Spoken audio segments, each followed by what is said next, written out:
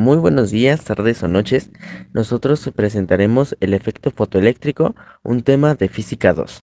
¿Qué es el efecto fotoeléctrico?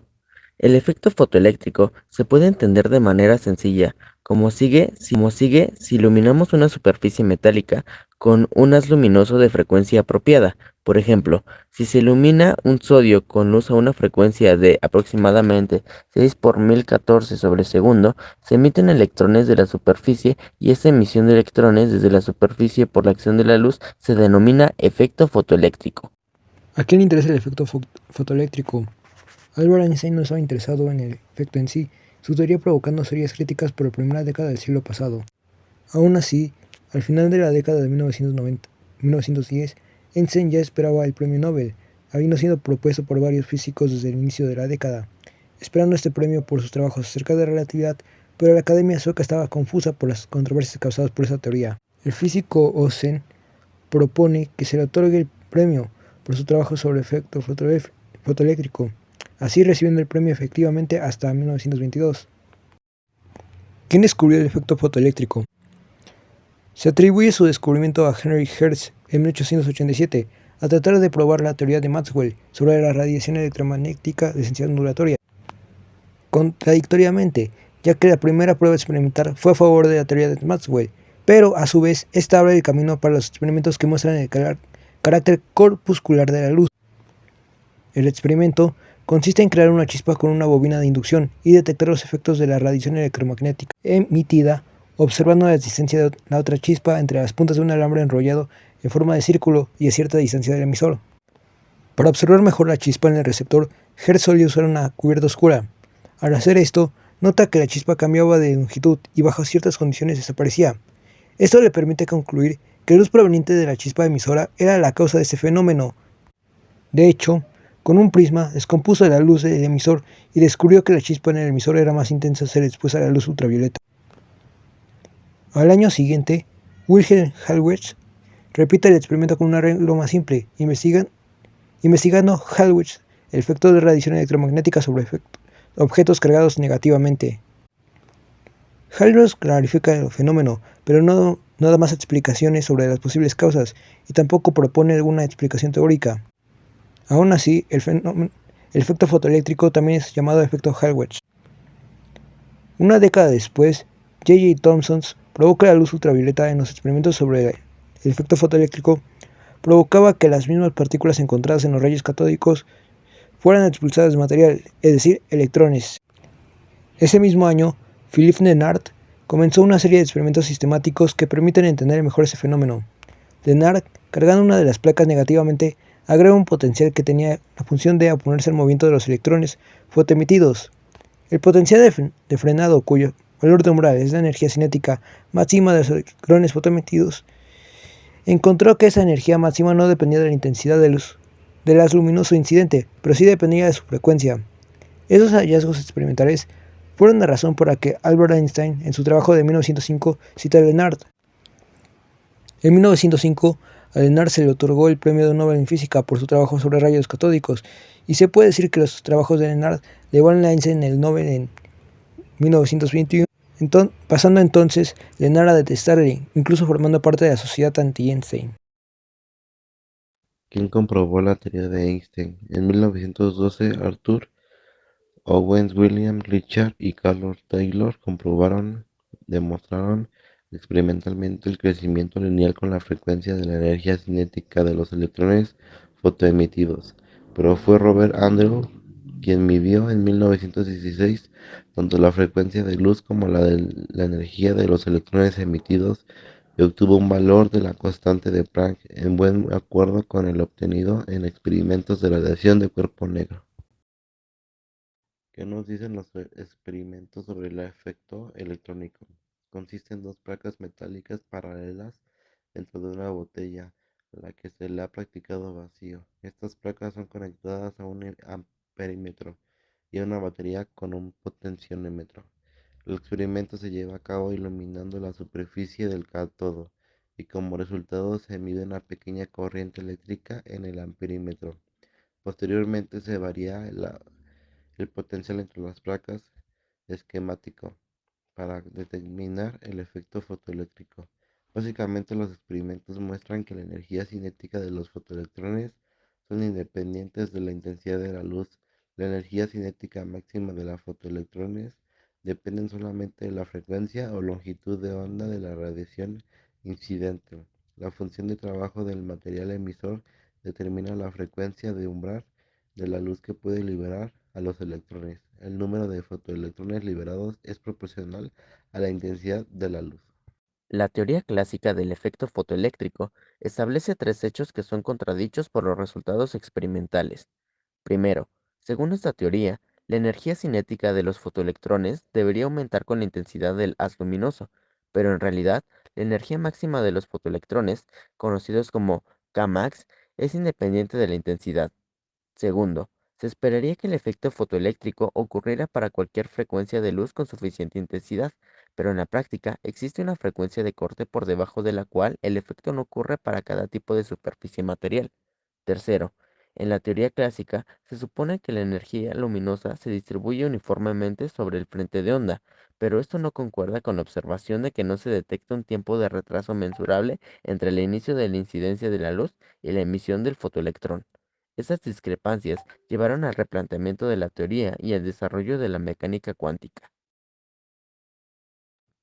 En el artículo de 1905 realizado por el científico y físico Albert Einstein, titulado como Sobre un punto de vista heurístico sobre la generación y transformación de la luz, comúnmente conocido como el artículo sobre el efecto fotoeléctrico, se menciona y se introduce la idea revolucionaria de que la luz está compuesta por pequeñas partículas discretas de energía, que más tarde se llamarían fotones. Esta hipótesis explica el fenómeno del efecto fotoeléctrico, donde electrones son expulsados en un metal cuando es iluminado por luz de cierta frecuencia. Einstein llegó a esta conclusión al analizar el comportamiento de la radiación electromagnética en relación con la interacción entre la luz y la materia, específicamente en el contexto del efecto fotoeléctrico. En contraste con los fenómenos puramente ondulatorios como la difracción o reflexión, el efecto fotoeléctrico mostraba un comportamiento que no podía ser explicado solamente por la teoría ondulatoria de la luz propuesta por James Clerk Maxwell. Para comprender los fenómenos de interacción entre la materia y la radiación, Einstein estudió la radiación del cuerpo negro en una cavidad, examinando los cambios en la entropía de la radiación al variar el volumen. En este estudio, Einstein encontró similitudes entre los cambios de entropía de la radiación y los cambios de entropía en un gas ideal al variar el volumen del contenedor. Esta analogía lo llevó a postular la hipótesis de que la radiación electromagnética también estaba cuantizada, es decir, que la energía radiada o absorbida venía en paquetes discretos de energía, llamados fotones. Entre 1859 y 1960, Gustav Kirchhoff definió un cuerpo negro como aquel que emite y absorbe toda la radiación que incide sobre él. En 1879, Joseph Stefan observó que la potencia total emitida por un cuerpo negro es proporcional a la cuarta potencia de su temperatura, ley conocida como Stefan-Boltzmann. En 1890, varios experimentos intentaron determinar la distribución espectral de energía de un cuerpo negro. Wilhelm Wien en 1894 relacionó la densidad de energía con la temperatura mediante la ley de desplazamiento de Wien. Además, Lord Rayleigh y James Jeans propusieron una relación para el espectro de energía del cuerpo negro en 1905, pero su modelo fallaba en longitudes de onda corta, denominada catástrofe de ultravioleta. En 1896, Wilhelm Wien formuló una expresión que intentaba describir el espectro del cuerpo negro, pero experimentos posteriores mostraron que fallaba a bajas frecuencias. En octubre de 1900, Planck conoció resultados experimentales que contradecían las leyes previas. Inspirado, propuso una nueva fórmula que relacionaba la energía radiante con su frecuencia. Ese resultado, conocido como la ley de radiación de Planck, fue confirmada experimentalmente y marcó el inicio de la mecánica cuántica. Planck tuvo que aceptar que la segunda ley de la termodinámica era estadística y postular que la energía radiante se emitía en paquetes discretos llamados cuanta. Eso llevó a la determinación de la constante de Planck y otros importantes valores físicos. La pequeñez de esta constante explica por qué las consecuencias cuánticas no son evidentes en el mundo macroscópico. Planck fue el creador del método de la cuchara, que propone que cualquier rayo de luz que penetre en la cavidad a través de un agujero será muy probable que el primero sea absorbido por las paredes. Si la cavidad está en equilibrio térmico con la radiación en ella, La razón de la emisión será igual a la absorción de cualquier haz de radiación que logre salir por el agujero. En este caso, la constante es h. Para determinar la densidad de energía son esenciales dos ingredientes: el número de modos en un intervalo de frecuencias y la energía promedio. Para resolver el problema de discordancia de la teoría clásica con los resultados experimentales, Planck pensó que había que modificar de alguna manera el cálculo de la energía promedio por modo de radiación, lo cual en términos de distribución de Boltzmann, si hacemos las integrales, obtenemos que el resultado dado es por el teorema de equiparación. En estos casos, lo primero sería la imagen que está abajo a la izquierda y lo segundo, el teorema, las integrales, son las que se encuentran en el lado inferior derecho. ¿Cómo podemos modificar este cálculo para que obtengamos el espectro de radiación experimental? Hacemos una partición del eje de las energías en el intervalo de igual tamaño. Las integrales son entonces sustituidas por las sumatorias en el caso A y el área bajo la curva, que es en concordancia con el resultado clásico. En B, la figura 3, se encuentra que se ha construido un procedimiento por el cual, a medida que la frecuencia aumenta, el valor promedio de la energía disminuye y eventualmente se hace cero, lo cual evitaría la catástrofe del ultravioleta. Si E es igual a cero con el primer intervalo, segundo intervalo, tercer intervalo, con el intervalo de que es igual a HB, la hipótesis de los cuanta, obtenemos que es el espectro de Planck para la radiación del cuerpo negro. La hipótesis de Planck es que la radiación es emitida y absorbida en cuanta de energía de tamaño HB. Aplicación al espectro de radiación de cuerpo negro. Planck encontró la distribución de energías del espectro de radiación del cuerpo negro, la cual, si se conoce uno por otros medios, la constante de Boltzmann, solo dependía de un parámetro, pero de carácter universal. Una vez fue ajustado a un experimento, este valor hizo que el espectro de la radiación teórico encajara perfectamente con los aspectos observados experimentalmente. El artículo de 1905. En 1905 Einstein publicó 5 artículos, todos ellos trascendentales, pero solo a uno de ellos lo calificó como revolucionario, y este fue su trabajo sobre un punto de vista heurístico referente a la emisión y a la transformación de la luz. En ese trabajo, Einstein da muestras de su dominio sobre las ideas mecánico-estadísticas. Comparación entre Planck y Einstein. Planck y Einstein tuvieron diferentes enfoques en sus ideas sobre la naturaleza de la radiación electromagnética. Planck comenzó desde una perspectiva termodinámica, desarrollando su espectro teórico y postulando los cuanta como emisores de energía, pero propagándose como ondas en la claridad. Por otro lado, Einstein adoptó un punto de vista mecánico-estadístico y enfatizó las fluctuaciones, postulando que los cuantas se emitían y se propagaban como partículas localizadas en el espacio, mientras Planck se mantuvo relativamente distante en su hipótesis cuántica.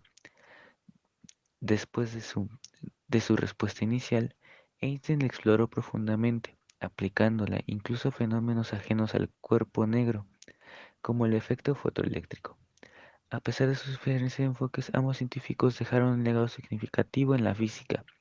Einstein, a pesar de su juventud, al momento de sus descubrimientos, continuó desarrollando conceptos fundamentales y contribuyó a diversas áreas, incluidas la teoría del láser y la mecánica, estadística y mecánica estadística. Además, extendió las ideas cuánticas a otras áreas, como la condensación de Bose-Einstein, la combinación de enfoques teóricos profundos, comprensión de la simplicidad y simetría, y su amplio conocimiento de la física clásica y moderna les permitió a ambos científicos realizar contribuciones significativas a la comprensión de la naturaleza de la materia y la radiación. El efecto fotoeléctrico en la vida diaria. Es muy curioso que en los lugares menos esperados las ideas revolucionarias de Einstein estén presentes. Las aplicaciones del efecto fotoeléctrico las encontramos en las cámaras, en detectores de movimiento, en el alumbrado público, como regulador de la cantidad de tóner en algunas copiadoras, en celdas solares muy útiles en satélites, en calculadoras, entre otros. En el siguiente experimento, basado en el simulador PET, podemos observar que al momento de que se prende la luz aparecen los fotones y estos rebotan, generando una corriente eléctrica.